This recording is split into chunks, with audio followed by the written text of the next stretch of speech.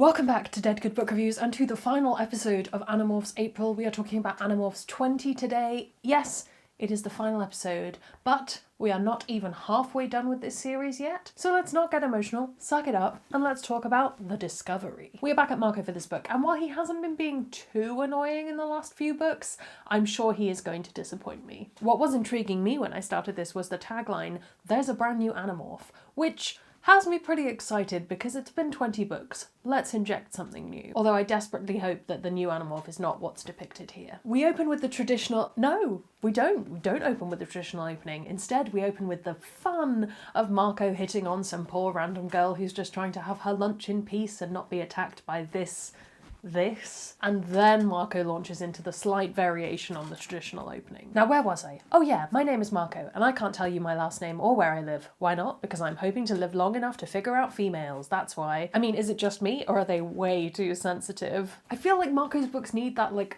weird laugh track that old sitcoms have, where you're watching it and the laugh track comes in, and you're just there like, did I find that funny? The TV program is telling me I did. That's how I feel when I read Marco books. And yes, normally I do try to tamp down my dislike of Marco when I'm reading books from his perspective, but in this case I'm just a little bit too tired to do that, so suck it, Marco. So anyway, Marco catches us up on the various goings-on of recent books. If you want to catch up, check out the playlist. But we end with Marco reflecting on the fact that Elfangor, the Andalite who gave them all the magical morphing powers, he died. His ship was blown up. Everything was destroyed. At least that's what Marco thought. Because he's walking along the school corridor and sees a kid holding the weird blue cube that gave them morphing powers. So the kid with the box, whose name is David, in case you were wondering, he's new to the school, he says that he found the box on the construction site, just sort of in a hole in a wall, like it was just ready for any random teenager to pinch it. Where do you go when you need to talk about the beginnings of a plot of an Animorphs book? Well, you go to Cassie's barn, of course. Axe, our resident alien expert, has absolutely no idea how the box survived. Maybe it's just a random chance kind of thing. But we do learn that the box that gives you magical morphing powers is called an escafil device, or escafil device, not sure about where the stresses come in Andalite words. So the plan at this point is actually pretty simple. Get the box back before either David figures out what the box is, or the Yeerks figure out David has the box. So it's time to scout things out and make sure that they don't hurt David, who at the moment is probably just an innocent bystander. Normally I have a superstition about ever saying something is going to be easy, but this time even I didn't worry. Now I have a new superstition. Anytime I'm not worried, I worry. Mood. Next scene. A nighttime rendezvous at Burger King, without Axe because he can't be trusted around Salt, and without Tobias because he's swooping around checking out David's house. They draw straws, well, they draw French fries, and Rachel and Marco are the ones who are going to go check out David's house. The others are going to stay back, guard the clothes, keep an eye on things. Because we can't do anything without asserting dominance, Marco demands that Rachel arm wrestle him. Rachel would have won anyway, in my opinion, but she does also kick Marco under the table to make sure of that fact. I can respect it. Marco sucks. Rachel laughed. Who cares how you win as long as you win? I feel like we went through this last week. I wonder if this is the counterpoint to the deep philosophy of the previous book. Still waiting for Tobias's return, they instead run into Eric the Chi, who is kind of like our person who drops off plot in this series at this point. He says that there is something top secret going on, so secret that nobody's even talking about it. It's a summit meeting of a whole bunch of world leaders. A summit meeting right here in town. The presidents or prime ministers of Britain, France, Russia, Japan, Germany, and the United States are all coming here to figure out what to do about all the problems in the Middle East. Well, this can only go well. So there's two sides to this. On the one hand, that's a whole bunch of really easy targets for the Yeerks. In theory, they could take over a whole bunch of countries all in one fell swoop. On the other hand, if the Andalites can convince these people that there's an alien invasion, they've done a pretty good job. Did I say the Andalites? I meant the Animorphs. It'll do. But it isn't as simple as just going there and letting them know, because Eric lets us know that at least one of the world leaders is already a controller, but they don't know which one. So it's kind of like Russian roulette, but with world leaders and slugs. But first, the blue box. Tobias lets us know it's all good. The box is on David's desk. The window's open. Osprey morph it is. Because nothing is ever simple, Marco goes into the bathroom to morph, and Jake goes in with him to pick up his clothes, and because presumably boys never go to the bathroom alone, and someone starts banging on the door, and to be fair, you see two teenagers go into the bathroom of your Burger King late at night, you're gonna have some questions. Stop morphing, Jake hissed. Stand up straight and keep quiet. I stood there, about 90% Osprey. I was maybe 2 feet tall, standing on my talons. Jake, our fearless leader, the guy with the plan, sticks a hoodie on Marco and tells him to pretend to be his younger brother. The people who are checking on the bathroom buy it. They even buy that Jake's little brother has a disease that Jake calls Beaconoma. I mean, maybe they'd had a hard day. It makes more sense than we have alien morphing powers, at least. They make it to David's house, despite the fact that it's harder flying at night. I mean, thermals, there's a whole thing about thermals. And good news, David is outside swimming because he has a pool. Tobias and Marco's bird morphs are a little bit more subtle than Rachel's, which is a massive eagle, so they decide to go in and try and get the cube. Because nothing can go smoothly in Birdland, Marco flies through the window too fast and knocks out the stick that was keeping the window open, meaning not only does Tobias smack into the window like something out of a Hitchcock film, but Marco is now trapped inside. And in true Animorph style, we have escalating peril, the presence of an angry cat. Having battled the cat to the point where it seems like the cat's going to win, Marco decides the best thing to do is to demorph. Alas, he does not relay that plan to Rachel, who decides to rescue him by throwing a rock through the window. Funnily enough, that summons David to his room. Rachel began tearing up the pillows, feathers fluttered around the room, the cat was climbing towards the ceiling, I hopped and flapped over to the desk. The cube, there it was! David lurched to the desk like he was going to attack me, but instead he yanked open a drawer and whipped out a gun? This kid has a gun? I yelped! As much as I would not be surprised if David had an actual gun because of the level of escalating peril we've got here, it's a BB gun. There's a bit of a farcical chase out of the house, and basically they don't manage to retrieve the cube. This was a bit of a classic Animorphs failed plan. I mean, they've had a bit of a run of good plans lately. I guess it makes sense we would have a bit of a failure. They plan to try again the next night, but David approaches Marco the next day at school. Remember that blue box I showed you yesterday? I pretended to think. Yeah, now I do, yeah. He leaned forward. Last night someone tried to steal it, and you'll never guess how they did it. Trained birds. Oh, and by the way, David's cat is called Megadeth, which is just glorious. Oh, and on top of that, we learn that David has a snake. All important tidbits of information that would normally come up in a conversation. Side note, David mentions that the snake is a cobra who has had his venom taken out, and I watch a huge amount of snake content on the internet because I can never have a snake because I don't want to own one, but I like watching snake content, and I'm pretty sure it is super unethical to remove the venom glands of any snake. Like, I was watching a video about it, and you shouldn't do it. So double sucky points for David, but I guess maybe that wasn't as known a thing in the 90s, maybe? I don't know. Oh yeah, and I buried the lead a bit there. David says his dad is a spy, which I don't know if I believe David at this point, but this book has had weirder stuff happen, so let's go for it. David's dad is also a spy. So what's David's take on this whole box debacle? I bet it's worth a lot of money, so I'm going to try and sell it. Yeah, I'd probably sell it too. David's even gone so far as to put the box on the internet, and he's had some interest, especially from someone who had a particular fascination with the weird writing on it. And David wants Marco to go with him to show the box to this interested guy. As ever, very little plan for public safety or internet safety, and David's plan is to meet this complete stranger at his house. But he's thought about some safety measures. He's timed it so the email that is going out with his address on it to this stranger that he met on the internet because he's trying to sell a strange blue box. I just want to keep stressing that that's what's happened. That email is timed to go out when David will be at home. So this way, David can make sure that he's at home when he gets murdered. I sat there looking at David and thinking, how in the world am I going to save your life? At a certain point, somebody is just putting themselves in more danger than you are capable to save them from. I told Jake later during class. He jerked upright and said a word you really shouldn't say in class and was sent to discuss the matter with the principal. I think I like Jake more through Marco's eyes than through any other character's eyes, including Jake's. Like, Marco is aware that Jake is a bit of a fail as well. So Marco's plan is to skip school at the end of the day and go to David's house and make sure that email doesn't go out. Marco's our tech genius, so that's why it's his job. And I guess saving the world from being destroyed by yeeks with morphing powers is probably more important than whatever he has last period. Might be a good idea to bring Axe along just in case the kid has a more sophisticated password than 12345, because you'll happily meet strangers off the internet in person, but heaven forbid they get into your email account. Bird morph again. And Marco zooms off to go and find Axe, who's somewhere in the big sort of area of forest he calls home. Do you think you could get past whatever security someone might have on a PC? Axe laughed. Then he stopped. Oh, you're serious? I assumed you were making a joke. I'm making an effort to recognise human humour and respond appropriately. That laugh track, Axe needs it. Marco and Axe head off to try and find David's house, with just one problem. All the houses look exactly the same from above. The curse of suburbia. Thankfully, Tobias is there. How many times have I said that sentence this series? And he points them to the right house. And Tobias points out that actually there was really no need to go and get Axe. They can just turn off David's computer and the email won't go out. At the very least, they could yank out the phone cord. I mean, but you know what? No, it'll be good if it looks like the email went out, because then David won't be suspicious and then he'll just assume he's been ghosted or whatever. Okay, let's get this over with, I said. I rested my hand on the doorknob, preparing to enter cockroach morph, but then I felt the doorknob slip. Hey, these people left the door unlocked, I said. Come on. No, Tobias yelled just as I pushed the door open. Yeah, that's a burglar alarm. Unlocked doors, but a burglar alarm. That makes sense. So they stampede their way through David's home, eventually making it to his room. They're getting logged into his AOL account. Classic. When the phone rings, only to be answered by someone downstairs. Yeah, turns out setting off the burglar alarm in a spy's house means that spy comes home. From downstairs, I heard a strong male voice say, "Yes, I'm home now and the alarm was going off. I'm sure I can handle it."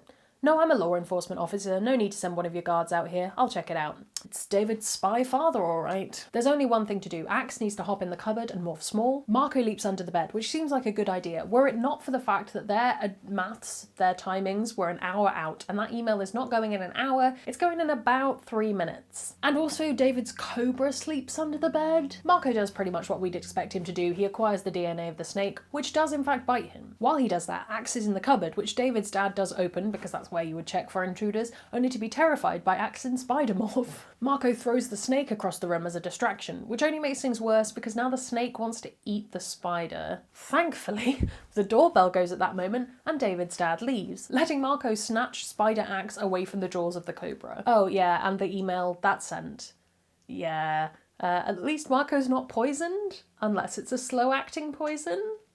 So David's dad is coming back and it's about time to use that newly acquired snake morph. It's becoming something of a tradition to learn new facts about the animals that the Animorphs are morphing. Every time we learn something a little bit new, an insight into their life, their behaviour, a fun fact. Here's Marco's take on being a snake. Here's a newsflash about snakes. They don't have arms or legs. Wow. What we do learn, are reminded of, if you remember, is that the morph is based on the DNA of the snake. And that means that regardless of the poison in the original snake, Marco has poison. He can also sense heat, which is a cool snake fact. But what is snake consciousness like? The answer? Cold. "Marco, what do you think we should do?" Axe asked. I didn't answer. Instead, I reared up, cocked my head back, stretched the thin bones that spread my cobra cowl, and with speed as great as an Andalite's tail, I fired my head forward, mouth open. I ate Axe. I ate him in one quick swallow. And that's the end of the book. Thank you so much for... I'm just kidding. I think I've used that joke too many times. Axe may not be dead yet, and Marco's wrangled the snake brain enough to kind of get rid of him, but there's only a matter of time before that venom kicks in, so Axe has to demorph, and David's dad is back. So Marco does the thing that you do when you're backed into a corner and you're an Animorph. He thought speaks to the guy. Tobias yells, "What on earth is happening?" in thought speak, which gives us a handy-dandy summary of the current events, in case you haven't been following. "I'm a snake. I bit Axe. He's demorphing so he won't die of the poison. The stupid email got sent and this guy's gonna shoot us," I said. Any other questions? So many questions. Also, according to our Hawk lookout, David is turning up, so everything is just really going terribly. "Earthling," I yelled, "your son ditched school early." Genuine quote from the book. This is enough of a distraction to get a bit more of a handle on things, certainly less threat of immediately being shot. But David's dad is not pleased with how the weird, strange scorpion deer centaur mutant thing keeps getting bigger as Axe demorphs. Tobias tells Marco to hold out. The others are flapping their way towards him. They should be there in 10. David arrives, is grounded, and agrees with his dad that it's pretty weird that there's an alien there talking in their minds. But no time to think about that as a bunch of cars pull up outside, presumably bringing everyone's favourite evil villain to the party. I said to David and his father in as calm a voice as I could manage, "Listen to me. All hell is about to break loose. The two of you need to hide." "Hide? Why do we have to hide?" David said defiantly. "Because the alternative is to be dead." Hard to argue with that one. Marco, who up until this point has been doing a sort of Axe ventriloquist act, is found out as the other snake crawls out of the cupboard. David's dad shoots at Marco, which prompts Axe to swing his tail, costing David's dad his fingers because nobody knows how to control themselves in this group. Why did they not bring Cassie along? That pressure that they're all dealing with is compounded when somebody breaks down the door downstairs. Hawk-Bajir bound up the stairs accompanied by an Andalite. Cross that off your bingo cards. Obviously, it's Visser 3. Have you missed him? We didn't get much of him last time. "Get out of here," David yelled. But Visser 3 is a determined eBay buyer. He is not letting them tank his rating, and he is going to see that sale through. Though he does threaten to chop off David's dad's head, which would probably lose him a star or two. This is a rather close quarters battle in a teenager's bedroom with two Hawk-Bajir and an Andalite, but Marco manages to sink his teeth into the Hawk-Bajir ankle. That alien is then taken down by David's father's gun. Worth saying at this point, Tobias has mentioned there is a moving van coming that is presumably filled with even more Hawk-Bajir, so they'd better get this sorted sooner rather than later. And that's when things got really ugly. By this, Marco means that Rachel arrived. She's in grizzly bear morph. It's ugly because she's killing everyone. And alongside her is Tiger Jake. David's room started out with the usual 4 walls. Within seconds, it had only 2. Most Animorph battles tend to take place in the woods or in, like, rural billionaire mansions, it's somehow really weird for them to be destroying suburbia. Marco's trying to work out which Andalite ankle he should bite, only to be trodden on. It's all rather confusing, he doesn't have the best angle on things. Visser 3 has morphs acquired from dozens of planets and moons spread all across the galaxy. We'd seen some of them, I'd never seen this one. It was as purple as Barney the dinosaur, but it was not cute. I looked up art of what he was talking about because people have done fan art of a lot of the creatures in Animorphs, and it looks kind of like the Kool-Aid creature crossed with the blue meanie and then a whole bunch of other stuff. It's not fun to look at, but it does make me laugh. Oh yeah, and it shoots traffic cones out of its hands, like they're shaped like traffic. It's a weird thing. I don't know how they came up with this one. I am not a patient yik, Visser 3 said. I'll have the blue box, and I'll destroy you all. But if I get the blue box now, I may decide to destroy you some other time. Right? David is the only one who knows where the box is because he's hidden it since the trained bird thieves were sent to get it. So using direct thought speak, Marco asks him. Visser 3 glared at Axe with his chest-mounted eyes. Brave Andalites, he mocked. You'll let me kill these humans rather than give up the box? No, David shouted suddenly. I have the stupid box. Just let us go. I have the stupid box right here in my backpack if you want it so bad. Oh, David. At that moment, the Hawk-Bajir go for him. His dad tries to shoot them. Axe tries to tail whip the Visser. Rachel dives forward in an attempt to do something, and the whole battle starts up again. Rachel, the bear, is gunning for David, apparently attempting to throw him out of the window to get him away from all of this. But Visser 3's cone hands are faster and he blows a hole in the wall, so that's much more effective. Let's go out of that. Visser 3 cannot follow David in his alien form. He'll get found out. They don't want the world to know there is an alien invasion. So he takes out his cone-handed frustration on Axe and Jake. Just as Jake is being set upon by Hawk-Bajir, who should turn up but Wolf Cassie, who evens the odds out a little bit more. Visser 3 spots Marco under the bed, and Marco, in running from him, gets up into the bed slats and rears back ready to bite, but when Visser 3 lifts up the mattress, he spots the actual snake, who is called Swarm, and he goes for him instead. I didn't want to think what they'd do to the poor snake. Maybe just hold him, waiting for him to demorph. But maybe, when they realised that wasn't happening, they do other things. Visser 3 is an evil, vengeful creature. Oh, and David's dad is most certainly being taken to have a yik put in his brain. That is a man who has seen way too much to be let go. Marco escapes, morphing human to osprey and escaping just as the police turn up to see, why this house doesn't have as many walls as it had half an hour ago. He joins up with the others who are nearby, manhandling an unconscious David into an alleyway. But it's okay, they're the good guys. Apparently Tobias and Cassie, while they were fighting downstairs, saw the Yiks also take David's mum. And odds are, if David goes back, Visser 3's going to make him a controller as well. They could leave David be, resign him to his fate, but there is one other option. They have the box. They could make David an Animorph. It's down to this. We either make him one of us, or we leave him right here, right now, in this alleyway, with parents who will be controllers soon, with Visser 3 knowing his name and looking for the blue box. It's time for Animorphs Debate Club. Marco opens with, we don't know David, we don't know if he'll fit in with the group. Tobias counters with the fact that quite a few of them didn't know each other before that fateful walk through the construction site 19 books ago. A rebuttal from Rachel, who points out that actually quite a lot of them did have quite a few connections, which feels a bit mean to say to Tobias, who is the outsider in this situation. And then there's the added fact that making David into an Animorph could open up the door for having more Animorphs in the future, which is its own whole moral thing. And do they want a kid who calls his cat Megadeth on the team? They've already got Rachel. Axe tries to bow out of the vote and leave it all up to Jake, but Jake says no, this is a team decision, not a battle decision, we're voting on it. Axe says at the moment we have the sneak factor. Adding one more person to the group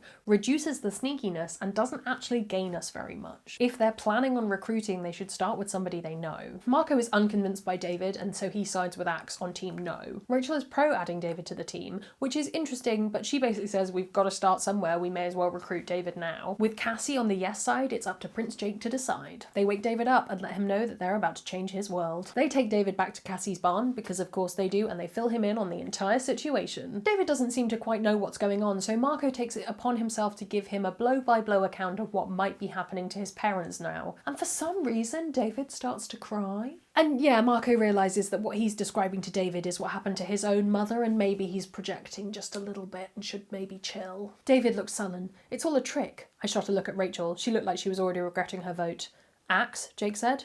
Demorph. If a blue alien appearing before you in an animal rehab doesn't convince you, I don't know what will. But they have yet to share the final silver lining with David. Yes, you do have to fight these terrifying slugs who are taking over your entire family, but you get to morph animals. You remember those sneaky thief birds? That was these guys. I honestly can't say that's much of an advert. But then to add even more confusion to the mix, they tell him about the 2-hour time limit and they show him Tobias to hammer that fact home. It just must all have been a bit much. David spends the night at Marco's. It's not like he can go home, and it's a good job Marco is a light sleeper because he wakes up to catch David, the worst spy in the world, trying to call home with absolutely not a care in the world for caller ID. Marco drags David off to the nearest payphone so that he can call home. David pumped in a quarter and started to dial. I grabbed his arm. Before you do that, let me tell you exactly what's going to happen. Your mum and dad will sound totally normal. They'll tell you to come home. If you refuse, they'll ask where you are. Ask them what happened today at the house. Just that. So David does that. He calls home. And his dad says that what happened that day was just some of his friends from work playing a trick. Yeah, whatever yik they put in his head. It's not a good liar. Marco cuts off the call before David can tell his dad, the yik, where he is. Because Marco's not stupid, unlike David. But David is convinced by Marco's caution when, a little bit later, they watch as a whole bunch of cars pull up to the phone booth, only to be joined by another car with David's parents in it, passing out pictures of David. "They're guys from my dad's work," David said. "Other spies like him." David is not good at keeping national secrets. He should not be revealing these people's identities. "If we don't find that kid, Vista 3 will make us wish we were dead," David's father said. Yeah, David's starting to be convinced. Before David's dad can see Marco and David hiding, what should come barreling down the road but a fully fledged rhinoceros? I said that really weirdly. Fully fledged rhinoceros. It's Jake. The other Animorphs have, of course, been watching Marco's house to make sure everything is safe, because planning ahead. And in the meantime, Marco has turned into a gorilla to stop David's dad. That's enough to scare off the controllers and to convince David about what's going on. So they move David to Jake's house so they can figure out what to do, because there's no controllers at Jake's house. Later on, they can't meet at the barn. Cassie's dad isn't working in there, actually using the barn. So instead, they head out into the woods, at the same time planning on releasing a merlin and a golden eagle, which also lets David acquire his first bird morph, one of the most used morphs. They want him to take the merlin, because eagles are assholes, apparently. But David, who may not be a favourite character of mine, I have to confess, wants the eagle. "Here's an idea," I said. "How about not being such a jerk? We saved you from the yiks. We've been doing this for a while, all right? We know what we're talking about, and Jake is the leader of this little group, so how about you show some respect?" I mean, I don't like Jake being the leader, but I don't want to replace him with David, so I'm okay with this narrative. David makes this big speech about how he's not going to be pushed around, which actually endears him to Marco somehow, so go off, I guess. An axe shows up to show them how to use the blue cube, the Escafil device. "Shouldn't there be some kind of ceremony or something?" Cassie said. "Like what?" I asked. "You want us to all join hands and sing the Star-Spangled Banner?" "No, I don't know all the words," Cassie said. With a sly grin she added, "We could sing Mbop." I love it. David acquires the eagle and Cassie's going to take him off to the zoo to grab a powerful morph because there is a mission afoot. There were 2 big tests ahead for David. One was his first morphing, the other was his first battle. I just feel like maybe a bit more training was in order before this. Like maybe they should have had him practice just putting it out there. Okay, to be fair, the book then does immediately answer that question. It would have been nice to have some time to prepare David, but there was no time. Eric had told us the world leaders would be showing up in 4 days. Time was up. They were coming. And we had to figure out which one was a controller, protect the others, and if at all possible, find a way to warn them all of the Yik conspiracy. But again, don't involve David in this mission. Save it for the next... They're going over the plans of the hotel that they're going to need to infiltrate to get to the world leaders, and David makes a very good point. My dad is part of the National Security Agency. What they do is electronic surveillance, you know, like bugging phones and watching people from satellites in orbit. Well, it just seems to me the Yiks can do all of those things plus a lot more, so probably the entire Marriott resort is being watched by the Yiks. Finally, some idea of surveillance. But they have no choice, they need to get in there. So with absolutely no practice at all, they need to get David into Eagle Morph so they can fly over there and spy on things. And they even managed to forget that David does not have a morphing outfit yet, so the minute he demorphs it's going to be very lewd. Everyone avert their eyes. Not a nice induction to the team. And then David's eagle brain kicks in and he decides to attack Tobias. Thankfully Cassie has the presence of mind to hold him down. He was the new Animorph. It was official. He was one of us, and we knew nothing about him except that he had a snake named Spawn and a cat named Megadeth. When you put it in those terms, it does feel really, really stupid that they're taking him on this mission. And that's proven right when David attacks a helpless crow while they're flying over to the hotel. David had killed that crow, deliberately, in cold blood, for absolutely no reason. This could go very wrong very fast. They see the president's helicopter flying into the resort, and behind it their exceptional bird vision spots the glimmer of Yik cloaking tech. The Yiks aren't waiting until they get to the resort, they're getting the president in his helicopter. As they approach, this blade ship basically stuns the helicopter holding it in midair. And to stop anyone noticing that they've kind of sucked in the helicopter, they send out a helicopter hologram. That's fun to say. They fly like the world's depending on it, which it kind of is, and they just about manage to make it through the hatch of the blade ship. They're underneath the helicopter with the president in, and they demorph ready to get into their feisty morphs. David looks very scared, which Marco reasons is probably a good thing. Alas, there isn't really enough space to get into their feisty morphs here, especially if one of them is an elephant. Probably not a good idea to morph elephant in a flying vehicle. They need to morph small. Thankfully, they got David a cockroach morph, but still, he hasn't practiced it. Time is of the essence, because if the Yix have him already, the best thing they can hope to do is to kidnap the president and hold him for 3 days until the Kandrona rays wear off, and that feels like not the best plan. Turning bug at any time is not a fun experience, but doing it for the first time in such a high-stress situation causes David to scream, thus alerting the Hawk-Bajir to their presence. They go to get Visser 3, who's on the blade ship, to see what's going on. David is still halfway through morph. This is not going well, but Cassie manages to calm him down by saying even Marco can do this morph, so yay, competition. He morphs just in time for Visser 3 and the Hawk-Bajir to lift up the helicopter to see the bugs underneath. They then decide to start stamping on the bugs and spraying them with spray, you know, typical bug reduction protocols, doubly so if you think they might be Andalite bandits. They're zooming around like something out of either Toy Story or Bug's Life, that's the references I have for small, high-speed chase scenes, when they find a shoe that Marco recognises. "The President of the United States," I said. "I've always wanted to meet him, but somehow I wasn't imagining this particular scene. I thought we'd shake hands, and I thought I would have hands." Instead, they're climbing up past his feet into his leg hair, where they can listen to Visser 3 saying he's planning on acquiring the president's DNA. They aren't yeeking the president. Visser 3 is going straight to the top, for 2 hours at a time. Rather than stay on the president's leg until they need to demorph, they decide it's time to wreak havoc. So they hop down back to where they started, under the helicopter, which is about to be released. And that's when I realised that not even a roach can outrun the wind. Almost profound. Almost a profound statement. And so the Animorphs fall out of the blade ship, and that's where the book leaves us. You know, I didn't plan it this way, but it's kind of perfect that Animorphs April has ended on a cliffhanger, because if you've enjoyed watching these videos once every week, I put out one every month, typically. I'm debating doing this again in August, because it's also pleasing Animorphs April, Animorphs August. Maybe we can make it work, but also, I am so burned out. I am so tired. Maybe future Judith will consider this. I don't know. But we will have another Animorphs video coming in, I think, either 2 or 3 weeks. It'll be out on a Thursday. So if you are excited for that, do subscribe, please do stick around, and also maybe check out some of my other content. I put out book reviews, other bookish content if you like science fiction and fantasy. I do some recommendations. It's going to be good. But if you're interested in what I'm doing, the other things you can do are follow me on my social media, come hang out on my Discord, subscribe. Have I already mentioned that? Probably. That's all from me, and I will see you in the next one. It's gonna be some bloopers now. I forgot to open my Word document before I started filming, and now I have mild regrets because I don't know where I've saved this file. I found it. Everything is fine. Ooh, please do not rotate. I cannot handle it if you do that. We're world leaders and slugs. The blue box, that just clicked for me. TARDIS. Anyway, it's not the TARDIS. It's a random blue cube. Tesseract. Sci-fi really likes blue cubes. David's dad's head. That's really hard to say.